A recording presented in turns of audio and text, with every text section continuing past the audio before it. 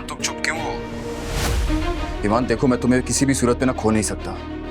तुम्हारी खातिर मैंने अपना घर छोड़ा है, अपनी फैमिली को छोड़ा है। क्या तुम मेरी खातिर अपने घर वालों से बगावत कर सकती हो?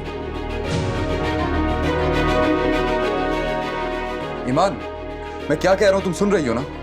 तुम्हें आज फैसला करना होगा। ठीक है तैमूर, मैं तैयार हूँ। मैं भी तुम्हें किसी कीमत पर खोना नहीं चाहती।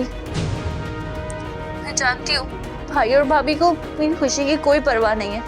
अम्मी मुझसे मोहब्बत करती हैं, लेकिन हम जब शादी कर लेंगे तो मैं उनसे आके माफी मांग लूंगी, मुझे माफ कर देंगी। तो फिर ठीक है, आज रात को तुम तैयार है ना? मैं तुम्हारे घर आऊंगा और कल सुबह हम कोर्ट मैरिज करेंगे।